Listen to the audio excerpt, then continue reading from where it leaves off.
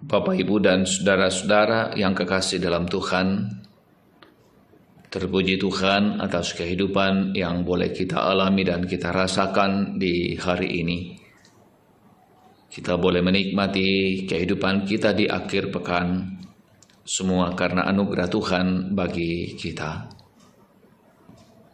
Kita akan menjalani kehidupan kita hari ini, dan kita akan menjadikan firman Tuhan penuntun pedoman dalam menjalani kehidupan yang Tuhan anugerahkan bagi kita sekalian. Kita akan mendengarkan firman Tuhan, namun sebelum itu marilah berdoa. Segala puji dan syukur ya Tuhan kami persembahkan kepadamu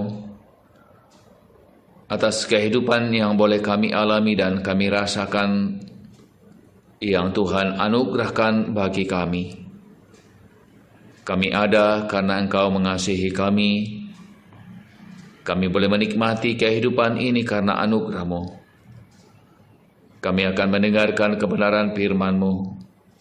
Dalam segala kelemahan, biarlah Roh Kudus menuntun kami, sehingga kebenaran firman-Mu menjadi kekuatan bagi kami. Di dalam Kristus Tuhan kami berdoa. Haleluya. Amin. Firman Tuhan dari Lukas pasal 15 ayat 1 sampai ayat yang ke-7. Lukas 15 ayat 1 sampai ayat yang ke-7, demikian firman Tuhan bagi kita. Para pemungut cukai dan orang-orang berdosa biasanya datang kepada Yesus untuk mendengarkan Dia. Maka bersungut-sungutlah orang-orang Farisi dan ahli-ahli Taurat, katanya. Ia menerima orang-orang berdosa dan makan bersama-sama dengan mereka. Lalu ia mengatakan perumpamaan ini kepada mereka.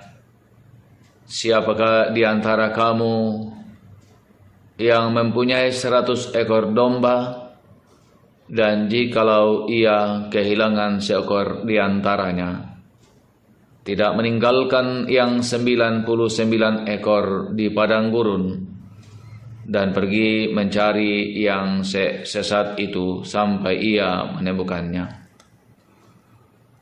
Dan kalau ia telah menemukannya, ia meletakkan di atas bahunya dengan gembira.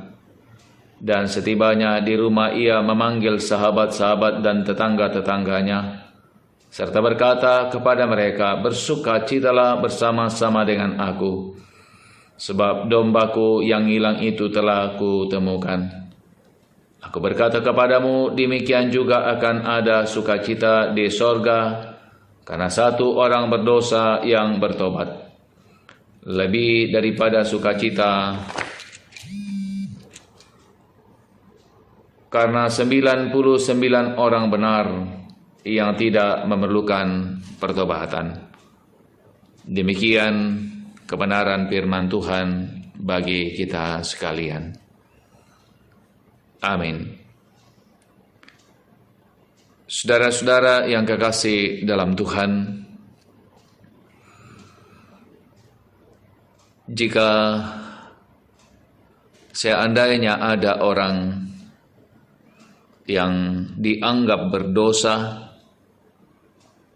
kemudian menyadari dosanya dan datang kepada Tuhan, maka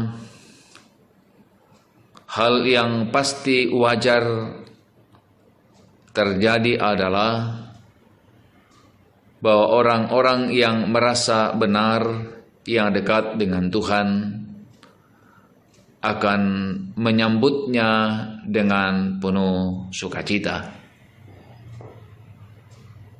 Tentu itu adalah hal yang sangat dan paling wajar untuk terjadi. Namun saudara-saudara yang kekasih dalam Tuhan, orang-orang Farisi, ahli-ahli Taurat, orang-orang yang kemudian mengenal tentang hukum-hukum Tuhan, ketika mereka melihat orang-orang berdosa, para pemungut cukai datang dan berjumpa, mendengarkan Yesus, bahkan makan bersama dengan Yesus. Ternyata bahwa mereka bukan kemudian bersukacita atas kehadiran orang-orang berdosa, tapi mereka marah dan mereka tidak senang atas kehadiran orang-orang berdosa. Saudara-saudaraku yang kekasih dalam Tuhan, untuk menjawab apa yang kemudian terjadi dan dilakukan orang-orang Farisi dan ahli-ahli Taurat, Yesus kemudian memberikan perumpamaan bagi mereka tentang gembala atau pemilik domba yang memiliki 100 ekor domba piaraan.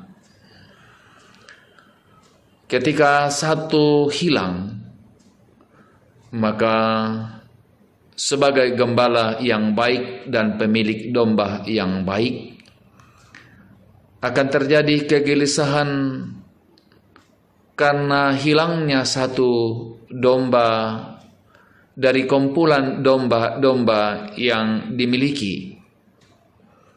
Tentu 99 itu jumlahnya masih cukup besar dibandingkan yang 1 ekor. Namun saudara-saudara, karena cinta